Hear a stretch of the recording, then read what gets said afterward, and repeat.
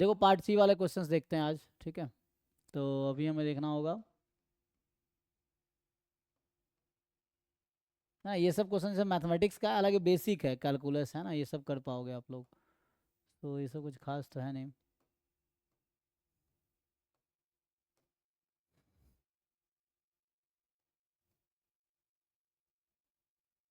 क्योंकि इसमें मिक्स था ना, तो इसमें ढूंढना पड़ेगा नहीं तो।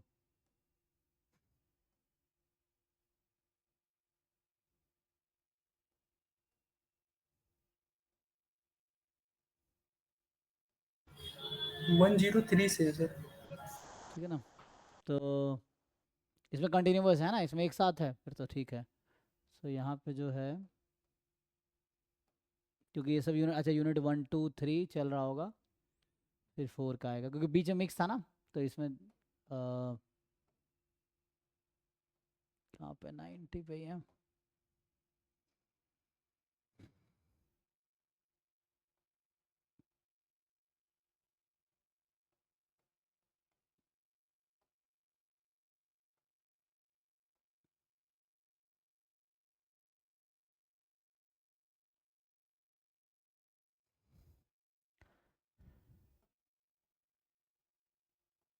तो यहाँ से स्टार्ट है नहीं, देखिए। सो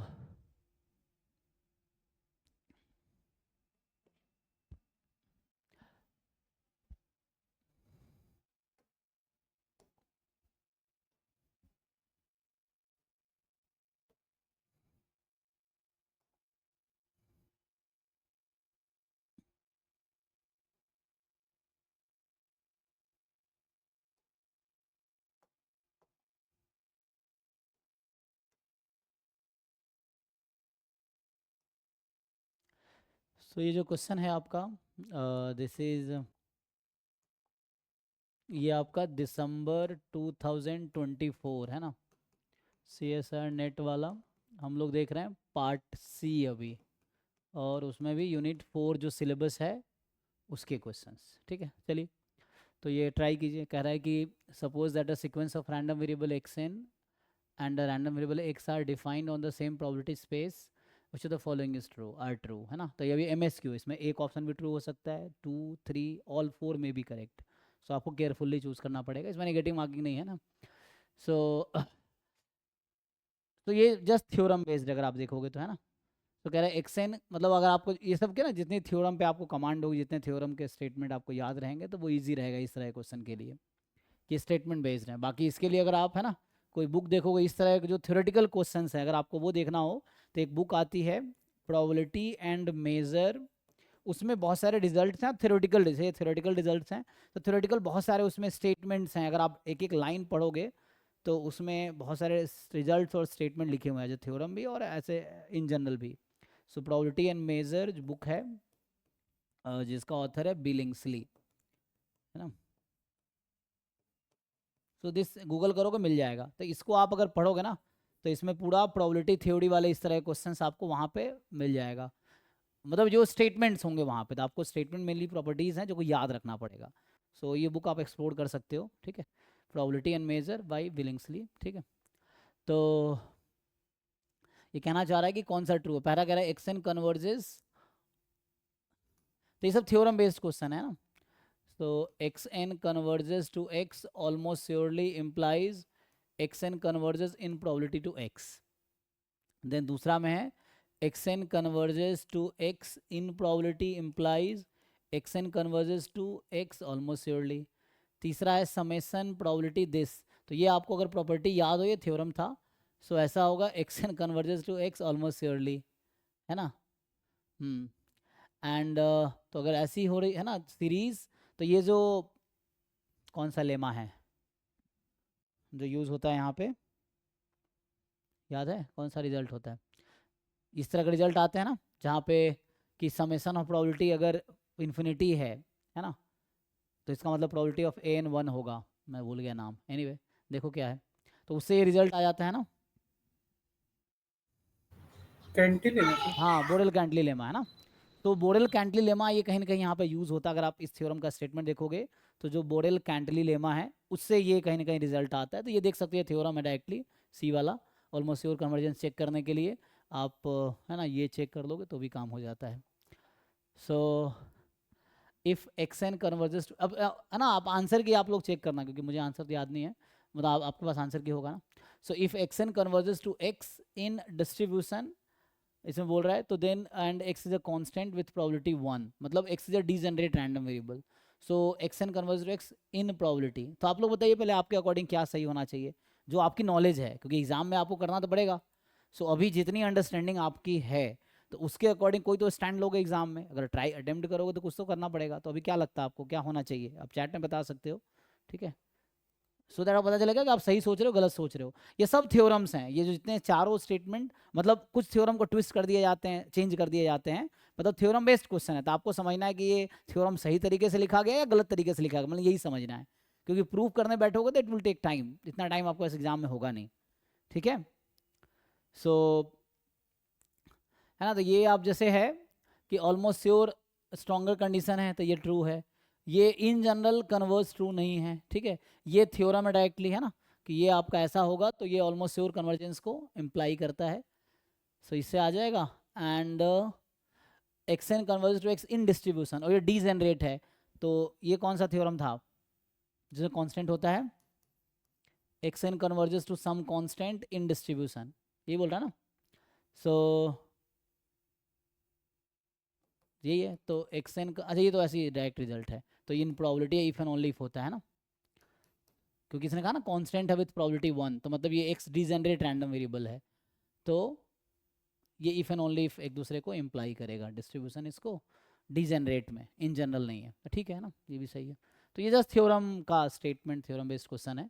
तो आपको थ्योरम के स्टेटमेंट याद है ना, इन्होंने थ्योरम को घुमा दिया बस, तो इसलिए गलत है 2 वाला.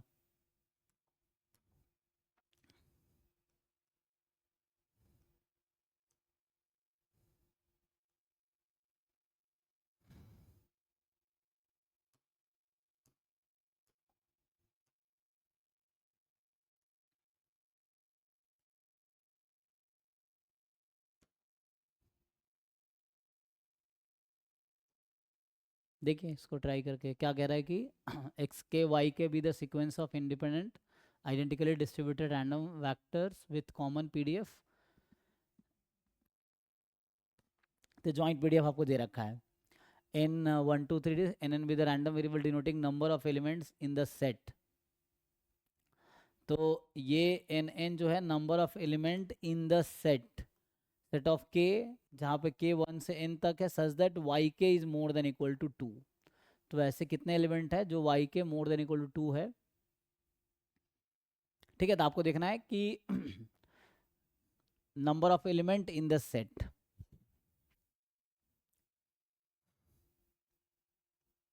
Number of random variable denoting the number of element, ये रैंडम वेरिएबल है ना, जो डिनोट कर रहा है number of element in the set. मान लो y1 more than equal to है, y2 more than equal to, इस तरह से जितने होंगे वो काउंट करने हैं आपको.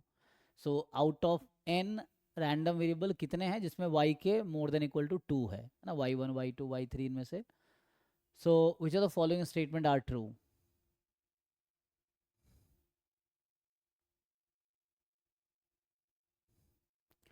तो या तो इसमें होगा या इसमें नहीं होगा, है ना. तो मोर देन इक्वल टू होगा या लेस देन इक्वल टू होगा, दो ही पॉसिबिलिटी है ना.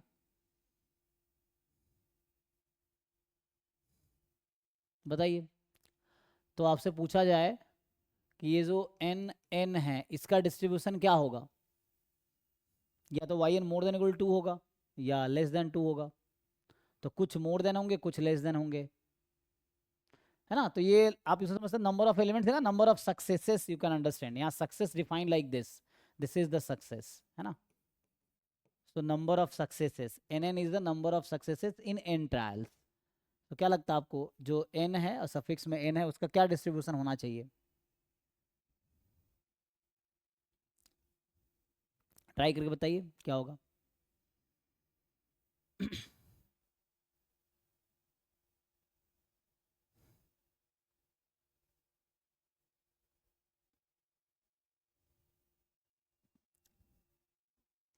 ट्राई करके देखो एक बार, सोचो क्या आएगा.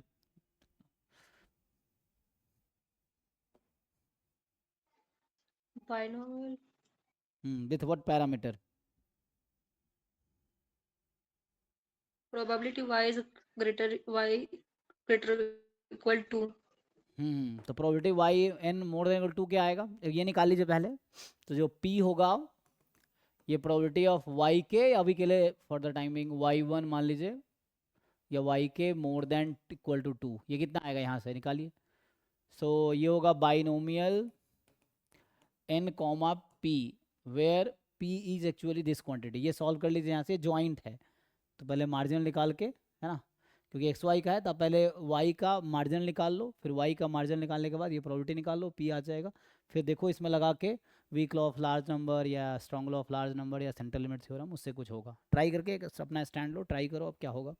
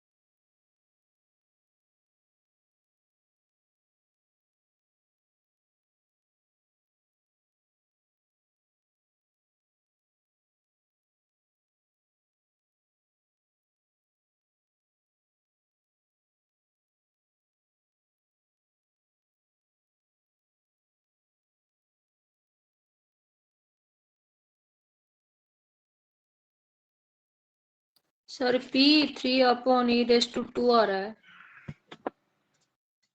हाँ हाँ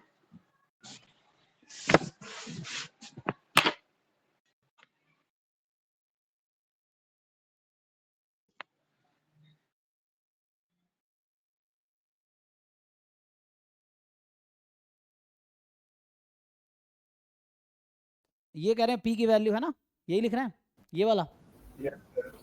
ओके तो पी तो आ गया आपके पास। सो अब ये जो एन है this is binomial N comma 3e⁻², ठीक है। सो एन जब लार्ज होगा, है ना, ये कन्वर्जेंस की बात कर रहा है। तो फॉर लार्ज एन, इसको आप अप्रोक्सीमेट भी कर सकते हैं, ठीक है। तो यहाँ पे ऐसा कन्वर्जेंस की बात कर रहा है ना। So nn/3n converges to e² with probability 1। तो प्रोबेबिलिटी 1 जब ऐसा लिखा है इसका क्या मतलब, ये कौन से कन्वर्जेंस की बात कर रहा है? WLN। हाँ मतलब ऑलमोस्ट श्योर कन्वर्जेंस है ना। जब लिखता है विथ प्रोबेबिलिटी 1 इसका मतलब ऑलमोस्ट श्योर कन्वर्जेंस की बात कर रहा है, ठीक है। सो पहला स्टेटमेंट मतलब ये कहना चाह रहा है कि ये जो nn upon 3n converges almost surely to e की पावर -2। दूसरा कह रहा है कि nn converges in probability to e की पावर -2। तीसरा आपको वही है कि nn upon n converges in distribution to 3 की पावर -2। एंड देन ये है nn माइनस 3n e की पावर माइनस, ये तो ऐसे ही दिख रहा है सेंट्रल लिमिट थ्योरम जैसा कुछ है ना। 3n converges in distribution to normal with mean 0 variance this. So check कीजिए one by one, strong law of large number, weak law of large number, central limit theorem, इस तरह से कुछ apply करके।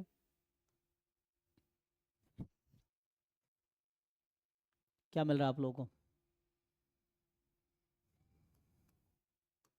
आंसर तक आप लोग पहुंच ही चुके हैं, आपको डिस्ट्रीब्यूशन पता चल गया है ना। तो यू कैन ट्राई। और मेनली कन्वर्जेंस में क्या है, n टेंस टू इन्फिनिटी होता है, तो आप बाइनोमियल को नॉर्मल में अप्रोक्सीमेट कर लो। अगर वैसे दिक्कत है तो you just approximate it into normal, है ना, binomial normal approximation to binomial. So उसमें कर लीजिए। एक कॉल आ गया, जब तक आप ट्राई कीजिए।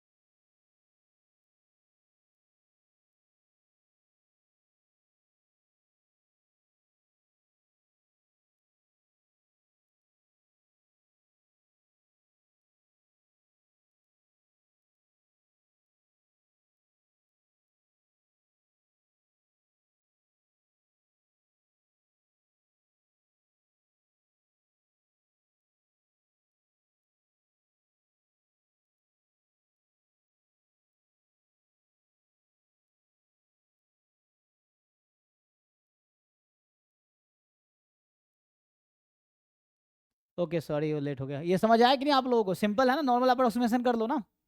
आपको पता है ना नॉर्मल अप्रोक्सीमेशन टू बाइनोमियल, तो आप चाहो तो अभी के लिए आप ऐसा ट्रीट करो as n tends to infinity, क्योंकि सब कन्वर्जेंस की बात करा, convergence n tends to infinity पे होगा। तो इसका डिस्ट्रीब्यूशन हो गया नॉर्मल, बाइनोमियल क्या होता है n p, so 3n e की power minus two n p q, so n p q, so 1 - 3 e की पावर -2। अब आप तो इजली नहीं कर लोगे यहाँ से, डिसाइड हो रहा है कि नहीं हो रहा है, देख लो अब ऑप्शंस आपको समझ आ रहा है। ये n n रैंडम नॉर्मल है with mean this, variance this. अब आप चेक कीजिए,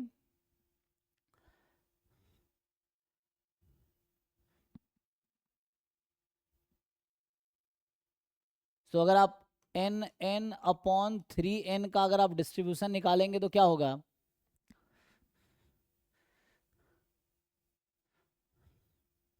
है ना, n1 n2 n3 है ना, चेक कीजिए।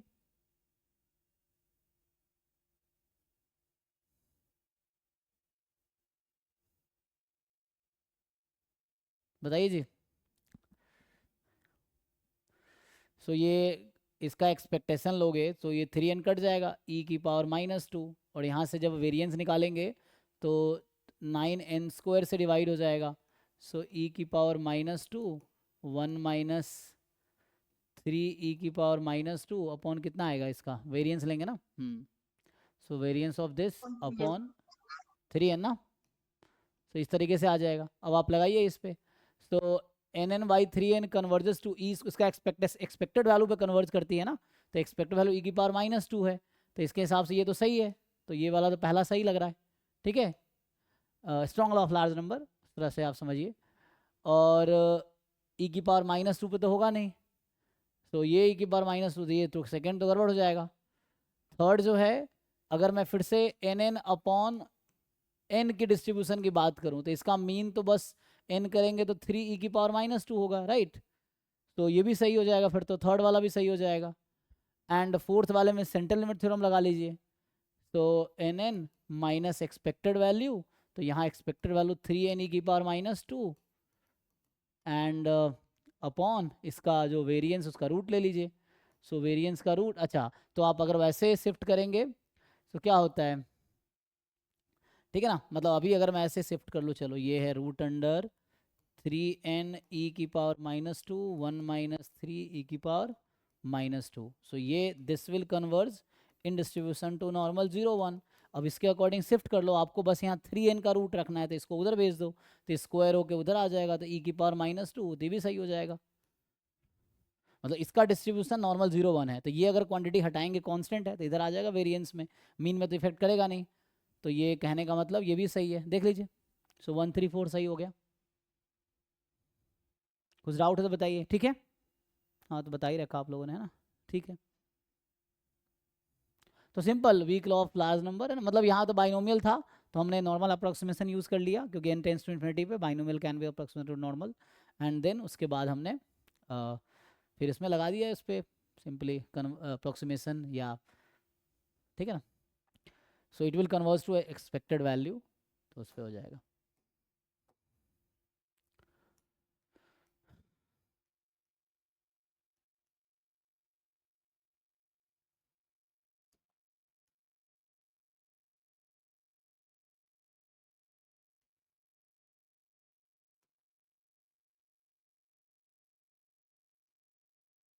सो ये कह रहा है consider Markov chain with state space 0 1 2, transition probability matrix दे रखा है, पी एन आपको एन स्टेप, है ना, ट्रांजिशन प्रोबेबिलिटी मैट्रिक्स है। So which of the following statement are true. अब तो ये ठीक है, पहले एक बार नेचर चेक कर लो कैसा है, देन आपको बता रहा है 0 से 0 2 स्टेप में जाना है, उसकी क्या प्रोबेबिलिटी है, 1 से 0 3 स्टेप में जाना है, इसकी क्या प्रोबेबिलिटी है। तो इसके लिए पी स्क्वायर मैट्रिक्स निकालना पड़ेगा ना, और इसके लिए पी क्यूब मैट्रिक्स निकालना पड़ेगा, हो जाएगा। सो ये चेक कीजिए, इसको आसान है, आप लोग खुद से, मतलब वही कह रहा हूँ, क्योंकि एग्जाम में आपको सॉल्व करना ही है, तो अभी आप स्टैंड लो, अभी आप ट्राई करो अपने अकॉर्डिंग, देखो क्या आंसर आता है, और जो आंसर आ रहा है फिर ऑफिशियल की चेक करो, है ना। अगर वो सही आ रहा तो मतलब आप एग्जाम में भी ठीक ठाक कर दोगे, अगर नहीं हो रहा तो सीखना पड़ेगा आपको कहाँ गलती हो रही है। So you have to take stand, है ना। यहाँ पे एटलीस्ट मान लो इस तरह के क्वेश्चन एग्जाम में आएंगे, तो मान लो यही क्वेश्चन अगर एग्जाम में आता है तो आप क्या आंसर लगाओगे, कुछ तो लगाओगे, और अभी छोड़ रहे हो तो मतलब एग्जाम में भी आप सोच रहे हो छोड़ देंगे, तो ये है आपका। तो आप ट्राई करके देखो, अपना स्टैंड लो कि आपके अकॉर्डिंग क्या क्या ऑप्शन, ये MSQ है ना, तो आप MSQ में सारे करके, और नेगेटिव मार्किंग तो है नहीं, फिर भी अभी ट्राई करके देखो क्या आता है आपके हिसाब से।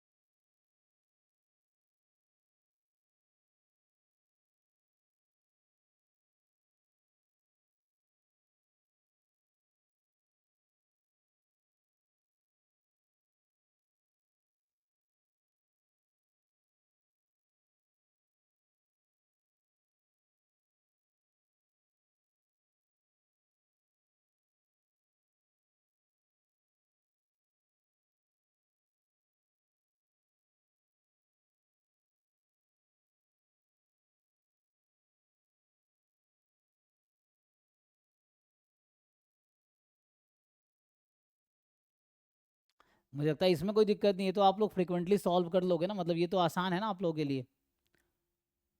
1 2 3 बता रहे हैं कि ना, बाकी लोग देख लो इसमें कुछ है।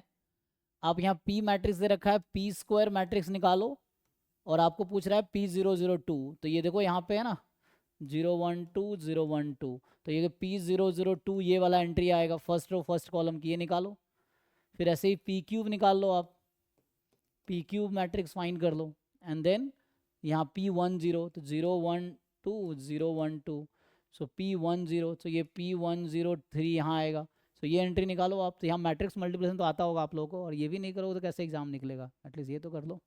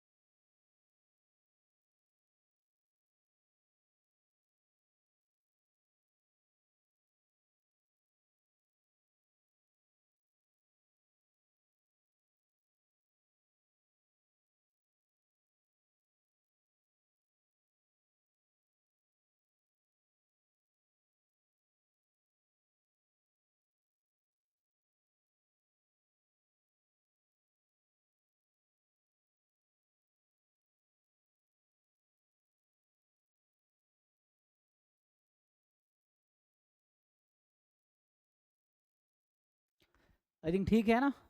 1 2 3 इनका अंकित का आया, बाकी लोगों को रिस्पॉन्स है नहीं, मुझे लगता है सब लोग सॉल्व कर लेंगे, मैं आगे बढ़ता हूँ ठीक है। नहीं कर पाओगे तो है ना फिर छोड़ देना इस तरह क्वेश्चंस, या फिर पूछो कि उसमें कुछ खास है ही नहीं। ये भी तो चेक करना आता ही होगा आप लोगों को, ट्रांजिएंट रिकरेंट है ना।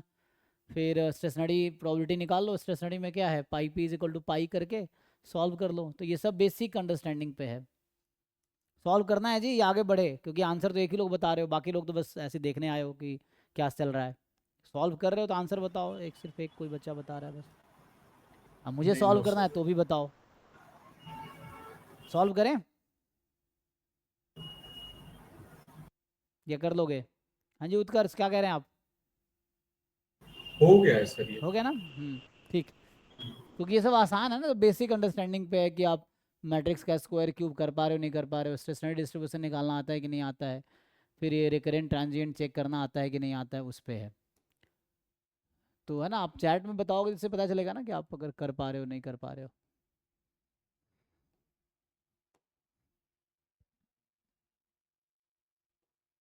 ये देखो, सो x1 x2 xn be a random sample from population with absolutely continuous CDF. The corresponding order statistics are this, and YRN is n time FXRN, ठीक है। तो मतलब ये YRN डिफाइन कर रहा है n time the CDF of rth order statistics in n x sample. Suppose that YRN converges in distribution to a random variable YR. So then which of the following statement are true?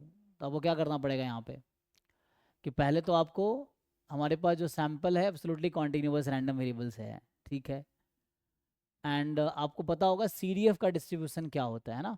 तो मैं अगर बात करूँ जैसे fx1 है ना, fx2, fxn, ये एक रैंडम सैम्पल लेते हैं। तो ये रैंडम, ये क्या होगा, इसका डिस्ट्रीब्यूशन आपको पता होगा, प्रोबेबिलिटी इंटीग्रल ट्रांसफॉर्म जो थ्योरम है उसके अकॉर्डिंग इसका डिस्ट्रीब्यूशन क्या होगा। सो दिस इज यूनिफॉर्म 0 1, यही ना, ठीक है यहाँ तक। तो अभी के लिए अगर यस मैं सर। इसका नाम रख दूँ y1 है ना, ये y1 फिर y2 y3, तो कहने का मतलब y1 y2 yn यूनिफॉर्म 0 1 है, क्योंकि एक्साइज रैंडम सैम्पल है और इंडिपेंडेंट है, तो ये भी इंडिपेंडेंट हो जाएगा। नाउ एक नया टर्म डिफाइन किया, तो ये जो fxi, तो अब y, अच्छा यहाँ इन्होंने ऑर्डर स्टैटिस्टिक्स लिया है ना, ठीक है ना। तो now CDF of rth order stat n time,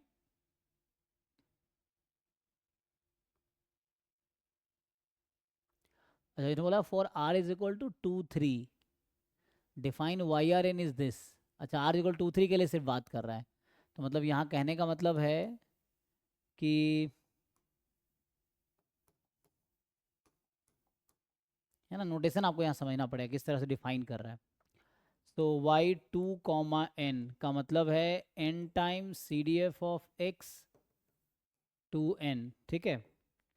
and y3n is n time f x3n, मतलब थर्ड ऑर्डर स्टैटिस्टिक्स जो होगा उसका CDF है ना। ओके, तो CDF का डिस्ट्रीब्यूशन तो यूनिफॉर्म 0 1 है, चाहे कोई भी रैंडम वेरिएबल हो, है ना। तो कोई दिक्कत नहीं है। तो अभी के लिए हम ये समझते हैं,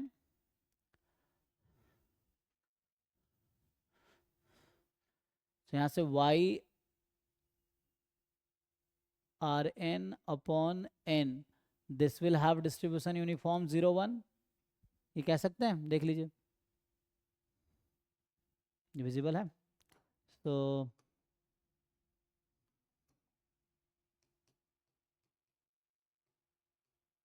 ये जो क्वांटिटी है यहाँ मैंने डिवाइड कर दिया एक्चुअली n से, तो CDF तो यूनिफॉर्म 0 1 होता है, तो ये तो यूनिफॉर्म 0 1 होगा। बात रह गई ऑर्डर स्टैटिस्टिक की, तो हम लोग ऑर्डर में अरेंज कर सकते हैं इसको, है ना। तो इसी y1 y2 yn है, तो इसको ऑर्डर में अरेंज करेंगे y1n है ना, 2n and so on, nn होगा इस तरीके से। तो y में ऑर्डर स्टैटिस्टिक्स का डिस्ट्रीब्यूशन क्या होता है, छोड़ो ऐसे बात करते हैं। ये यहाँ फंसेगा, ठीक है। तो ये जो सैंपल था ये आपका यूनिफॉर्म 01 है। तो आप इसे थ्योरम जानते होंगे कि यूनिफॉर्म सैंपल है तो उसमें क्या होता है कि order statistics. So Y R N का डिस्ट्रीब्यूशन क्या होगा, वाई आई यूनिफॉर्म 01 है तो आर एथ मतलब यूनिफॉर्म 01 का सैंपल है तो उसमें आर एथ ऑर्डर स्टैटिस्टिक्स का डिस्ट्रीब्यूशन क्या आता है, सर बीटा। ये आप n इनटू मल्टीप्लिकेशन में है ना, तो हाँ वो यूनिफॉर्म जीरो के। हाँ वो बाद में करते हैं, पहले तो ये देखते हैं। अच्छा एन है ना यहाँ पे, ओ एक मिनट, सो हमें तो एन भी तो देखना है, सही कह रहे हो आप। सो एन को क्या करेंगे हम, अच्छा एफ आर एन है तो इससे क्या इफेक्ट पड़ेगा, एन टाइम, मतलब R N R th order statistics है तो C D F of R th order statistics. तो मुझे लग रहा है कि ऐसा करते हैं, इसमें थोड़ा सा सोचना पड़ेगा। तो क्या हम इसका अगर बात करें एफ आर एन, मतलब आर एथ ऑर्डर स्टैटिस्टिक्स का सी डी एफ ले रहे हैं हम लोग।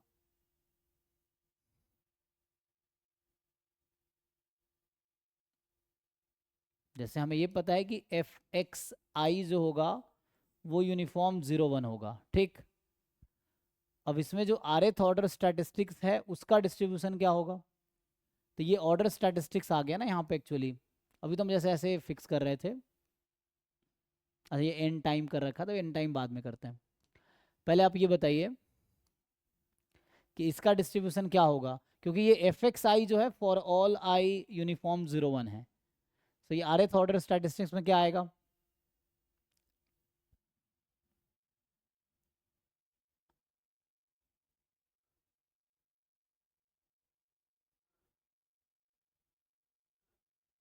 सर वाई ऑर्डर 3 डिफाइन किया है ना, y1 y2 yn ऑल ने डिफाइन किया है। हाँ बस वाई टू थ्री डिफाइन किया ना।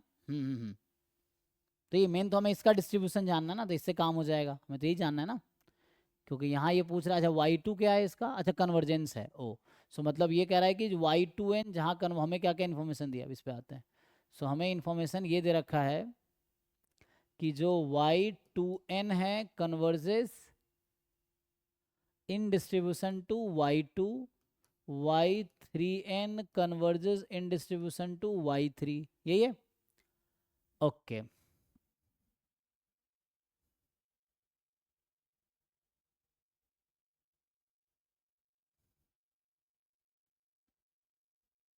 तो मेनली आपको पहले तो डिसाइड डिफाइन करना होगा कि y इसका क्या डिस्ट्रीब्यूशन है, फिर उसके अकॉर्डिंग ये कहाँ कन्वर्ज कर रही है, इस पे काम करना है आपको, ठीक है। सो मेनली यही है ना, हमारे पास मेनली R2 और 3 के लिए डिफाइन कर रखा है।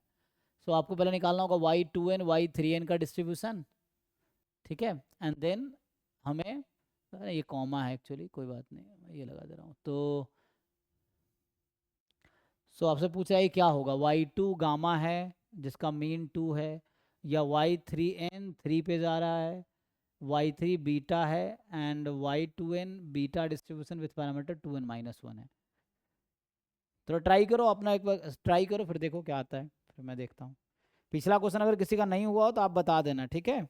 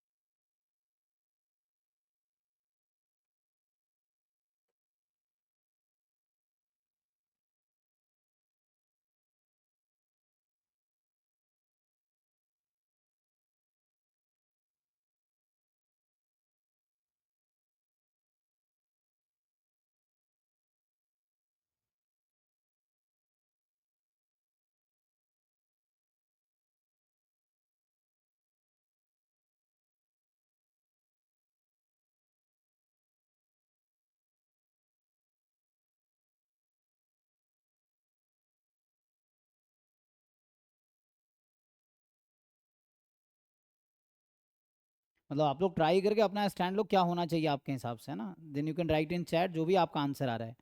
मिस्टेक्स करोगे सीखोगे, नहीं ट्राई करोगे कुछ नहीं होगा।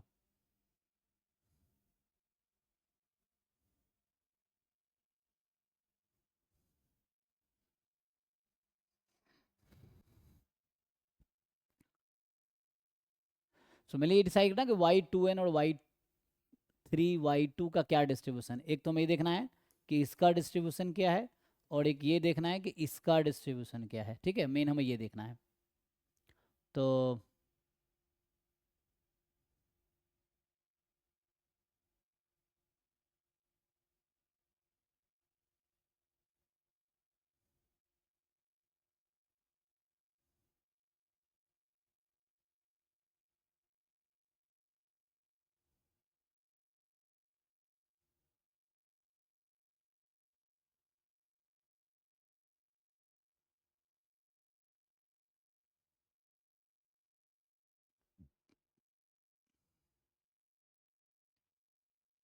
तो जैसे मैं यहाँ कह रहा था कि जो ऑर्डर स्टैटिस्टिक्स से क्या, ये ऑर्डर स्टैटिस्टिक्स है ना, तो इससे क्या इफेक्ट पड़ेगा।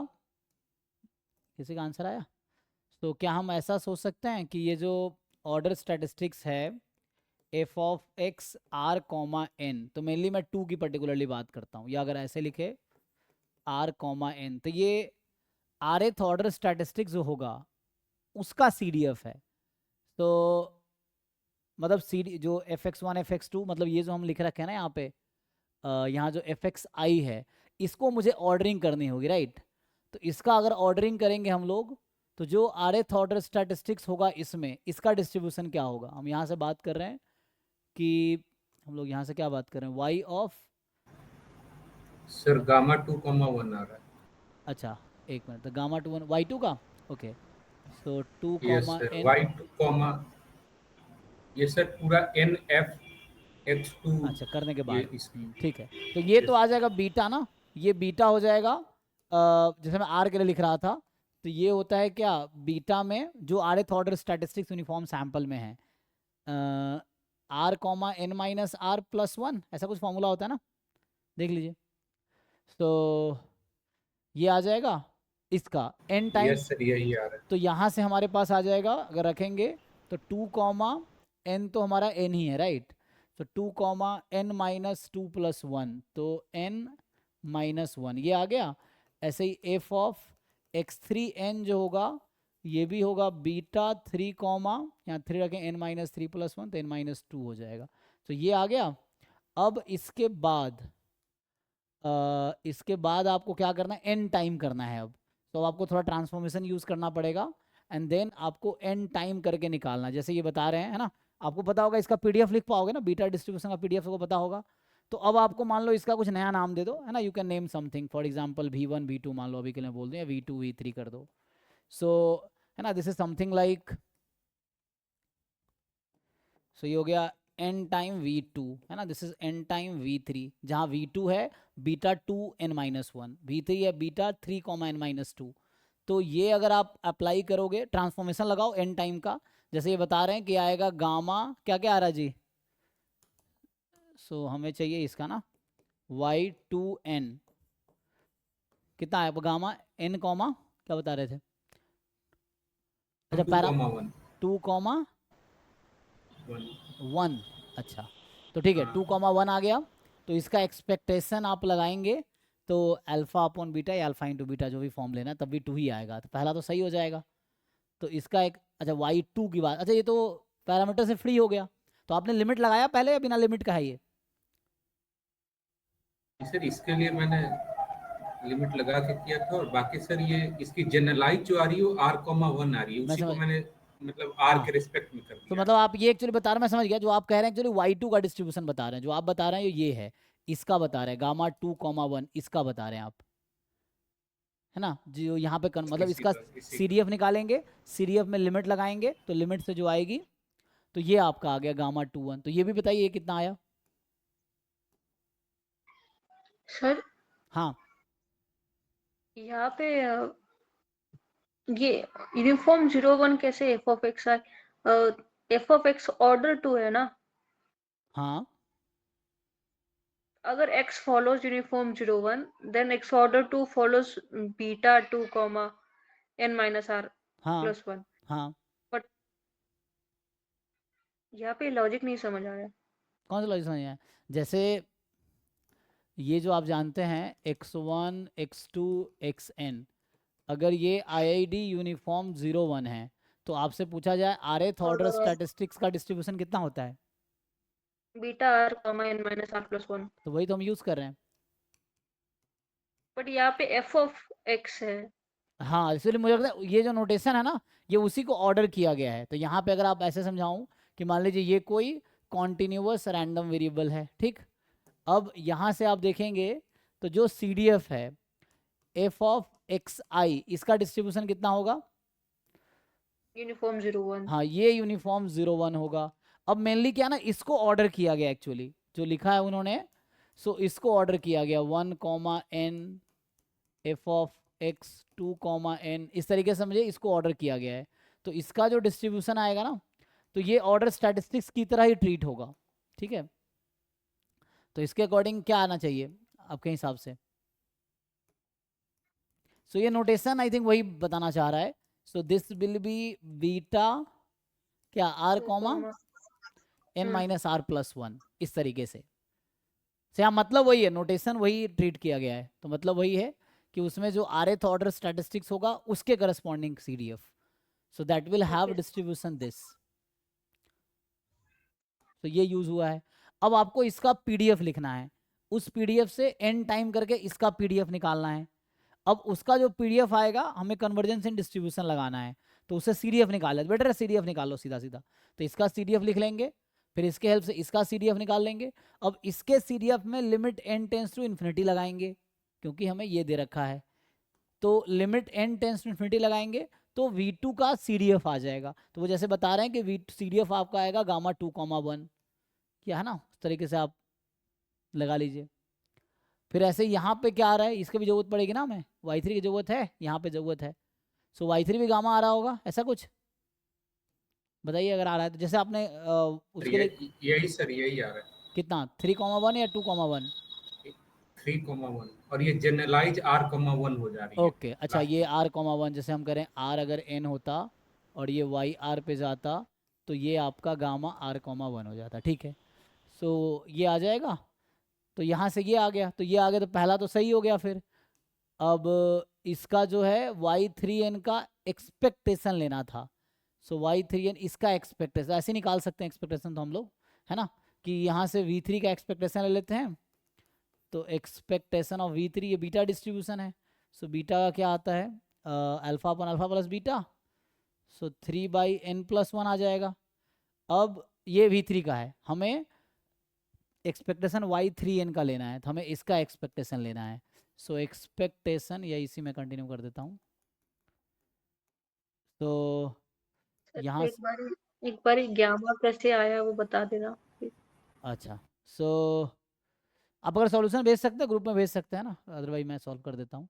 तो यहाँ से जो आएगा भेज देते हैं सर। हाँ जी, expectation of n time v3, तो ये आ जाएगा 3n/n+1, ये आ जाएगा n टाइम v3, यही है ना, gamma y3n n time v3।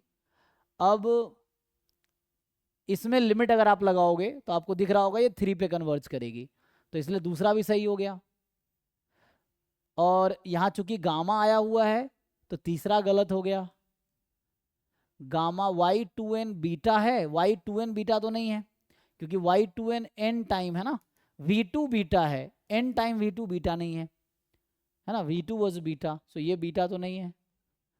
तो चेक कर लीजिए, ठीक है ना। तो ये येलो कलर विजिबल है आप लोगों को ठीक से। सो पहला दूसरा सही है, तीसरा चौथा गलत होगा। बाकी रह गया कैसे आया, तो आप इसमें लगाइए, सिंपल अपना लॉजिक लगाइए। क्या आप इसका CDF लिख सकते हैं? आपसे पूछे कि इसका CDF क्या है, v2 का CDF, फिर उसके अकॉर्डिंग इसका थोड़ा ट्रांसफॉर्मेशन यूज करना पड़ेगा आपको, यही है। Then limit n tends to infinity लगा लो।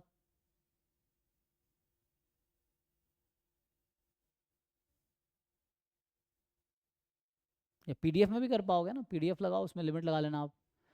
पहले इसका पीडीएफ लिखो आप V2 का, फिर V2 का n टाइम V2 ट्रांसफॉर्मेशन पढ़े हो ना। मान लीजिए मेरे पास अगर मैं इसका कुछ नया नाम रख दूँ, मान लो U2 रख दूँ, है ना, तो U2 is n time V2। अगर V2 का पीडीएफ पता है तो U2 का पीडीएफ निकालेंगे, रेक्स के टर्म में ही लिखूँ मैं तो transformation, okay sir, got it. है ना, तो ये आ जाएगा। अब यहाँ से आ जाएगा, इसमें आपको जब कन्वर्जेंस की बात करो limit n tends to infinity लगा लीजिए। तो पहले V2 का पीडीएफ पता है तो n टाइम V2 का पीडीएफ निकालना, वो U2 का आ जाएगा। फिर इसमें आप limit n tends to infinity लगा लीजिए, तो इससे Y2 का पीडीएफ आ जाएगा। और यही चाहिए यस सर, आप, आ गए। है ना, तो उससे आ जाएगा। तो थोड़ा मतलब यहाँ पे कैलकुलेशन करना पड़ेगा हमें बैठ के, ये है।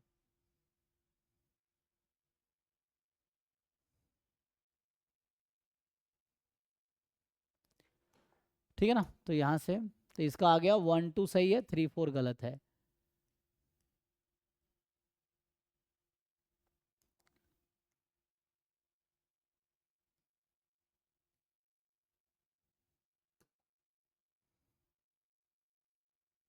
देखिए, तो इसमें कह रहा है एक्स बी रैंडम वेरिएबल जिसका पीडीएफ स्टैंडर्ड कॉची डिस्ट्रीब्यूशन है। ये आपको याद आएगा, ये क्या है, अगर मैं इन्फिनिटी रखूँगा तो tan वर्स इन्फिनिटी क्या होती है, π/2, तो 1/2, ये CDF है ना, this is CDF of standard Cauchy, ये CDF है ना, देख लीजिए। एंड माइनस इन्फिनिटी रखेंगे तो -π/2, तो 0 हो जाएगा। ठीक है, सो Z जो है वो CDF है स्टैंडर्ड कॉची का। अब विच ऑफ द फॉलोइंग स्टेटमेंट, अब ये सिंपल स्टेटमेंट बेस्ड क्वेश्चन है, देखिए बताइए। सो अगेन मैं बजाऊंगा, आप लोग खुद से सॉल्व करो, आप अपना आंसर चैट में बताओ या ऐसे अनम्यूट करके बता सकते हो। क्योंकि एग्जाम में इस तरह का अगर आप पिछले 10 साल के क्वेश्चन ढंग से कर लेंगे ना, तो एग्जाम में आपको कुछ भी इतना मुश्किल तो नहीं होगा कि एग्जाम निकलेगा नहीं, ये है।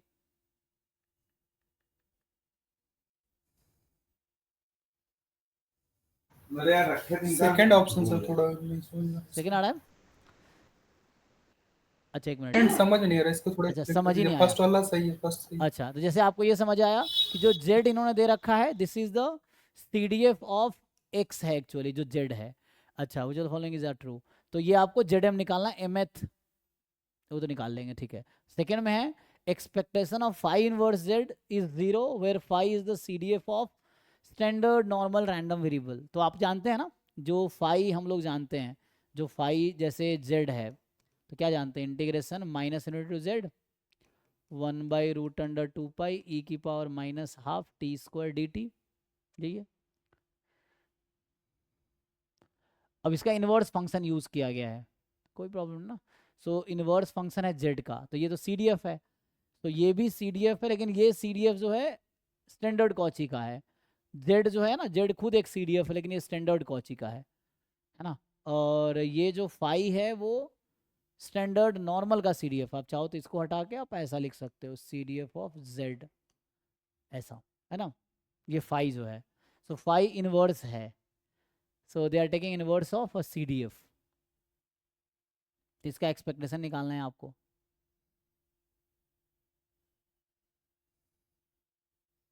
तो अगर बाई डेफिनेशन अगर आप जाओगे तो वही फंक्शन ऑफ, है ना, ये अगर देखेंगे हम लोग तो ये है एक्सपेक्टेशन फाई इनवर्स, है ना। सो मतलब अगर वैसे फाई हटा दूं, फाई लिखने का मतलब क्या है, ये ऐसा है FZ inverse FX of X, ऐसा है अभी, लेकिन यहाँ फंक्शन अलग अलग है, ठीक है। तो इस तरह से कुछ है।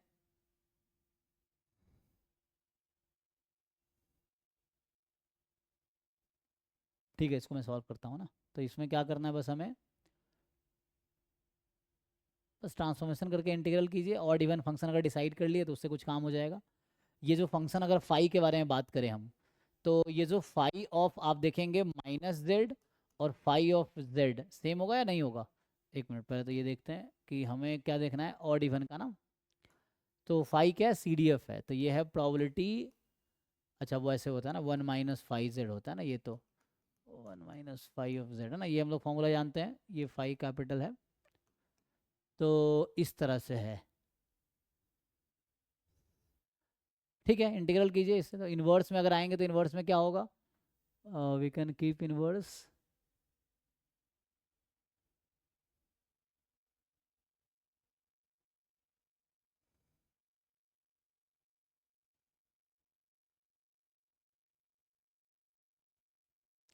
अच्छा एक मिनट, जेड थोड़ा मैंने यहाँ कन्फ्यूजन क्रिएट कर रहा हूँ ना, क्योंकि इन्होंने जेड यहाँ कुछ और ले रखा है, ठीक है। तो यहाँ मैं जेड, ये मेरा जो जेड यहाँ लिखने का इंटेंशन है स्टैंडर्ड नॉर्मल वाला जेड है, लेकिन यहाँ जेड खुद कुछ और दे रखा है, तो ये थोड़ा सा कन्फ्यूजन क्रिएट हो रहा है, तो इसको मिटा देता हूँ। समझ रहे हो ना, ये जेड मैं खुद लिख रहा हूँ स्टैंडर्ड नॉर्मल के लिए, और यहाँ खुद भी एक जेड ले रखा है, तो ये है ना, इन दोनों में कन्फ्यूजन नहीं हो गया। तो थोड़ा सा नोटेशन को क्लियर करना पड़ेगा, यहाँ नोटेशन थोड़ा दिक्कत हो गया है ना। जेड मैं स्टैंडर्ड नॉर्मल को नहीं लिखूंगा यहाँ पे, क्योंकि जेड इन्होंने ऑलरेडी बता रखा है क्या है। सो रिपीटेशन ऑफ नोटेशन हो गया, मतलब एक ही नोटेशन की दो मीनिंग हो गई ऐसे ना यहाँ पे। तो अभी के लिए ये तो ठीक है, आपको ये समझ आया कि यहाँ जो जेड इन्होंने दिया है that is a CDF of x at x which will be uniform 0 1 by probability integral transform theorem. तो ये तो आउट हो जाएगा, ठीक, डिजेनरेट तो नहीं होगा। अच्छा पहला भी आप ऐसे ही सॉल्व कर लेंगे कि यूनिफॉर्म 0 1 में एक्सपेक्टेशन ऑफ z की पावर m, तो इंटीग्रेशन 0 से 1 z की पावर m 1 dz, तो ये आ गया m+1 बाई m+1। तो ये तो ट्रू हो गया, ठीक, क्योंकि यूनिफॉर्म 0 1 है। अब रह गया ये कि यूनिफॉर्म 0 1 रैंडम वेरिएबल है, तो x भूल जाता है, यूनिफॉर्म 0 1 पे ही काम करते हैं। सो z हमारे पास यहाँ जो z है वो यूनिफॉर्म 0 1 है, उसका हम लोग इन्वर्स ले रहे हैं स्टैंडर्ड नॉर्मल के CDF के टर्म में। कोई प्रॉब्लम नहीं, आप ऐसे निकालो ना, फाई इनवर्स z है, ठीक। तो लॉजिकली डेफिनेशन से क्या होगा, phi inverse z into 1 dz 0 to 1, ठीक है। यहाँ तक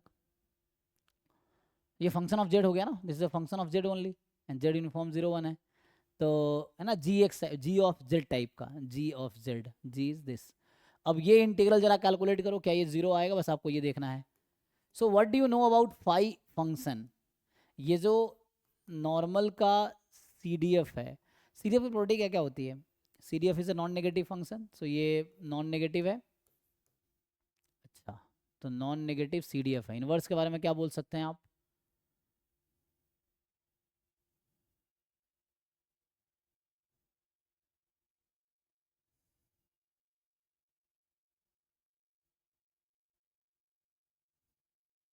तो ये इंटीग्रल आपको देखना है, क्या ये 0 आएगा, बाकी तो चेक कर लेंगे, ठीक है। तो 1 और 3 का देखते हैं, 4 देख लो, 4 ट्रू है फॉल्स है। If z1 z2 are IID random variable having distribution same as distribution of z, अच्छा z1 z2 आइडेंटिकली डिस्ट्रीब्यूटेड है z के, तो z1 प्लस z2 अपॉन 2 का डिस्ट्रीब्यूशन z के इक्वल होगा। चेक करो जरा 2 और 4, सो मैं इसको देखता हूँ सेकंड को ऐसे होगा, फोर्थ वाला एक बार चेक करो आप, सही है कि गलत है ना।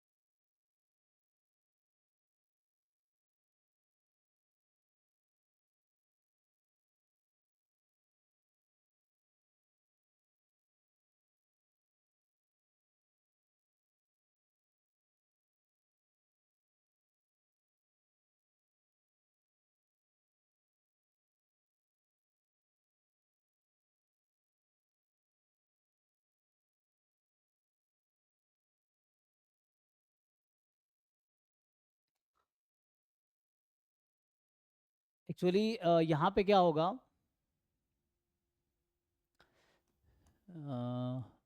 नॉर्मल कैसे लिखूँ, जैसे CDF का इन्वर्स इमेज क्या होता है, जैसे अगर नॉर्मल का जैसे हम लोग देखें कि जैसे लेट से ये Z वर्सेस फाई Z है, तो क्या बिहेवियर रहता है, का ग्राफ कैसा होगा। सो ग्राफ है ना, स्ट्रिक्टली रफली इस टाइप का कुछ होगा है ना, मतलब वैसे बनाएंगे तो वैसा है। इधर जैसे 1 है और इधर 0 है, मतलब यहाँ 0 है, ठीक है। सो ये Z जो CDF है, फाई की वैल्यू वो 0 से 1 में है, तो इसका अगर इन्वर्स मैं ये जानना चाह रहा हूँ कि इसका जो इन्वर्स इमेज है 0 1 है ना, फाई, क्योंकि Z जो मेरा है ये Z यूनिफॉर्म 0 1, एक तो ये Z लिखने में दिक्कत लग रहा है मुझे, है ना, कन्फ्यूजन अक्सर, ये Z यहाँ पे मैं कुछ और बोल देता हूँ, मान लो X, वहाँ भी X भी कुछ और ले रखा है, तो लेट्स से Y, तो यहाँ मैं Y जो बोल रहा हूँ ये Y मेरा नॉर्मल 0 1 है, ठीक है, और Z हमें क्वेश्चन में यूनिफॉर्म 0 1 दे रखा है, तो मैं अभी Y की बात कर रहा हूँ, ठीक है। तो यहाँ CDF of Y at Y, so यही फाई ऑफ Y होगा, ठीक है, ये CDF ऑफ Y की बात कर रहा हूँ मैं, तो y जो कि मैं नॉर्मल 0 1 अभी लेके चल रहा हूँ, तो यहाँ पे अब मैं फाई इन्वर्स Z की बात करता हूँ। तो फाई इन्वर्स Z क्या, फाई का रेंज क्या है एक्चुअली, ये जो फाई है एक CDF है जिसका डोमेन पूरा रियल नंबर है और इसका कोडोमेन 0 से 1 है, मतलब CDF जो है, CDF एक फंक्शन है जिसका डोमेन रियल नंबर है और कोडोमेन 0 to 1 है।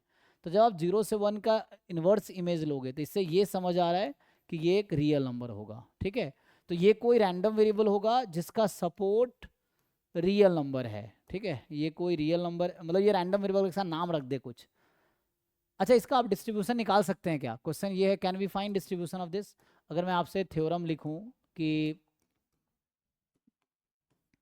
Late x is uniform 0 1 and phi be CDF of normal 0 1, then what is distribution of phi inverse x, ये अगर निकाल लेंगे तो हमारा काम हो जाएगा। क्या कोई बता पाएंगे। So this is kind of, अगर मैं आपको समझाऊं कि जैसे मान लो y है फाई इनवर्स x, यही हुआ ना, तो x kind of phi of y हो गया, ठीक, और x मेरा यूनिफॉर्म 0 1 है, ठीक है, फाई तो CDF यूनिफॉर्म 0 1 होगा। क्वेश्चन है y का डिस्ट्रीब्यूशन क्या आएगा, ये ट्राई करके बताओ, अगर ये हो जाएगा तो ऑप्शन बी इजीली हो जाएगा। Can you right distribution of this.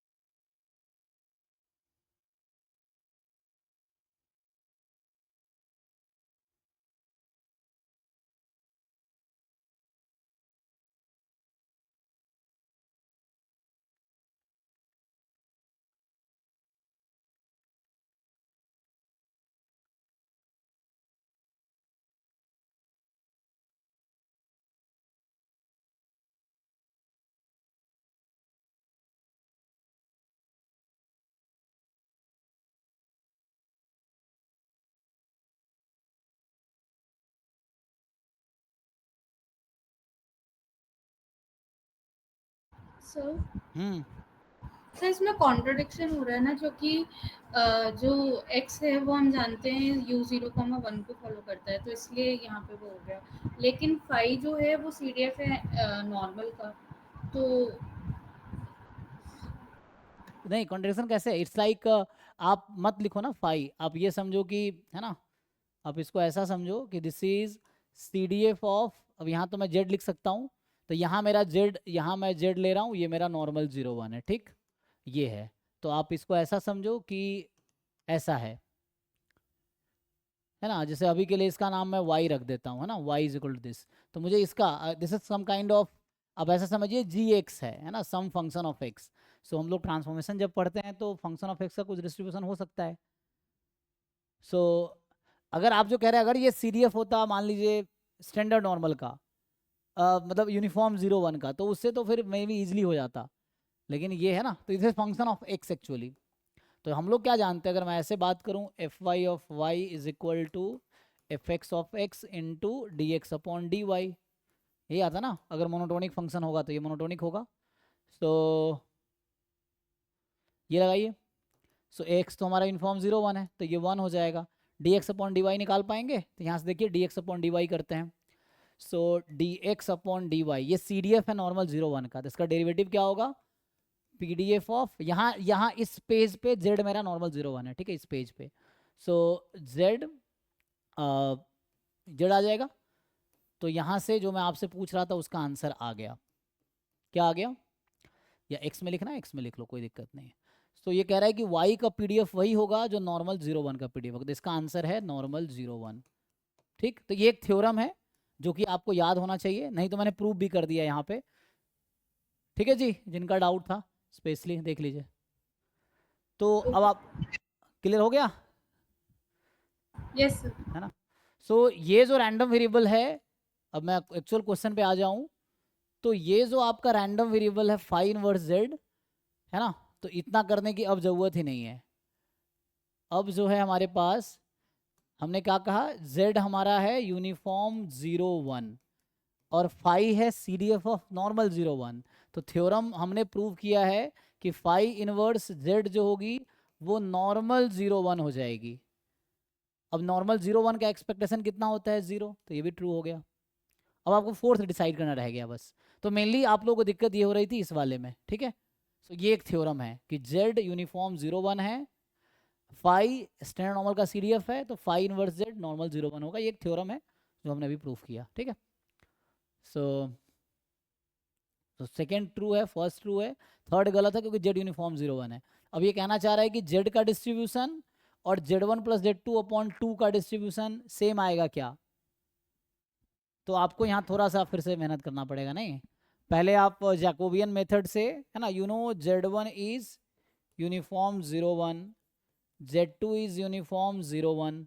तो Z1 प्लस Z2 आप जानते होंगे ट्रायंगुलर डिस्ट्रीब्यूशन आता है ना, इसका PDF आप निकाल सकते हैं।